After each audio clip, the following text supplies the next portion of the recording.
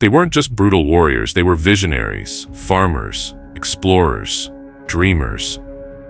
That was the heart of Vikings, a show that sailed far beyond anyone's expectations. And behind the bloodshed, there was a real story about how it came to life. Let's step behind the shields.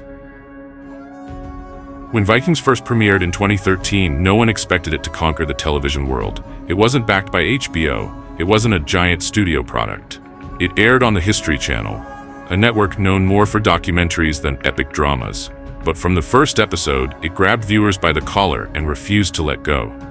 The mastermind behind the series was English screenwriter and producer Michael Hirst. Apparently, was that his sons would grow up to be more famous than he was. He was already known for historical dramas like The Tudors and Elizabeth, but Vikings was something else. It was raw, gritty, mythic. Hirst wanted to do something no one had done properly before. Tell the Viking story from the Viking point of view. The series was inspired by legendary Norse hero Ragnar Lothbrok, a semi-mythical figure pulled from the sagas. There's little hard evidence he ever existed, but that didn't stop Hirst from using him as the launching point for a sweeping story of ambition, betrayal, faith, and family. And that casting? Oh, the casting. Enter Travis Fimmel, a former Calvin Klein model from Australia with piercing eyes and a quiet intensity. When Fimmel first auditioned, he walked in barefoot. The producers thought he was either completely wrong or completely perfect. Turns out he was the latter. Fimmel brought a strange magnetism to Ragnar. He wasn't a loud, commanding presence. He was thoughtful, strategic, sometimes funny, often unpredictable. He made Ragnar feel real, dangerous, human. But behind every hero is a cast of unforgettable characters, and Vikings had them in droves. Catherine Winnick's portrayal of Lagertha, the Shield Maiden, turned her into a global icon. She trained in martial arts, did many of her own stunts, and brought fierce elegance to every scene. Clive Standen as Rollo, Gustav Skarsgård as Floki, Alexander Ludwig as Bjorn, all gave the show depth and firepower. But this wasn't just a show about great performances. Vikings was a logistical monster. The show was filmed primarily in Ireland, using the breathtaking landscapes of County Wicklow as a stand-in for Scandinavia. The production built an entire Viking village from scratch near the shores of a lake. Wooden huts, a blacksmith's forge, a functioning longhouse. Nothing was faked. It was all real. Cold, muddy, rainy, and it shows. To recreate the world of the 9th century, the team consulted historians, archaeologists, and experts on Norse culture. They studied Viking ships in museums, recreated ancient tools, hand-wove costumes using traditional fabrics, and even taught actors to speak Old Norse. The longships? They were no CGI trick. The crew actually built them. They floated. They sailed. And shooting those scenes was grueling. Actors spent hours in freezing water, waves crashing, muscles aching, and then they'd have to do it again, and again, and again. Fight scenes were choreographed with brutal realism.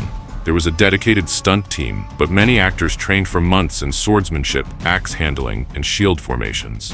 They weren't just swinging weapons around. Every move was designed to feel ancient and grounded in reality. The chaos of the battlefield, the rhythm of Viking warfare. But the show wasn't all blood and blades. Religion and spirituality played a huge role behind the scenes. Hirst wanted to portray the deep belief systems of the time: Norse paganism, the clash with Christianity, the rituals, the gods. Floki, played by Gustav Skarsgård, became the embodiment of that mysticism. Skarsgård, son of actor Stellan Skarsgård, dove deep into the role. He often improvised. He changed his voice. He stayed in character off camera. He became Floki. And then there's the music. If Vikings sounds unlike any other show, that's because of composer Trevor Morris and the haunting voice of Einar Selvik. Morris, who also worked on The Tudors, blended orchestral power with primal sounds. Meanwhile, Selvik, a Norwegian musician and expert in ancient instruments, brought the soul of Norse culture into every episode. Drums, lyres, tagelharpus. His music wasn't just background, it was storytelling. But behind the scenes, not everything was smooth sailing. Weather was unpredictable. Budgets were tight, especially in the early seasons, and shooting battle scenes with horses, fire, and stunt performers was always risky. Injuries happened, gear broke, days went long, rain ruined everything. But the crew powered through. There were creative challenges too. How do you keep a historical show fresh when your main character Ragnar is based on a legend who dies? That was the question everyone asked around season 4. Michael Hurst made a bold move.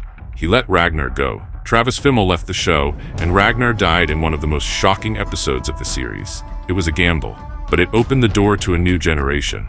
Bjorn Ironside, Ivar the Boneless, Ubba, Vitserk. The sons of Ragnar carried the story forward, and surprisingly, audiences stuck around. One of the biggest additions was Alex Hoag Anderson as Ivar. A Danish actor unknown to most, Anderson brought chilling charisma to the role.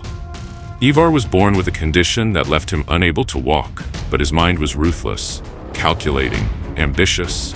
He quickly became one of the show's most complex characters, and behind the scenes, Anderson worked tirelessly to master the role, including hours of physical preparation to portray Ivar's disability authentically.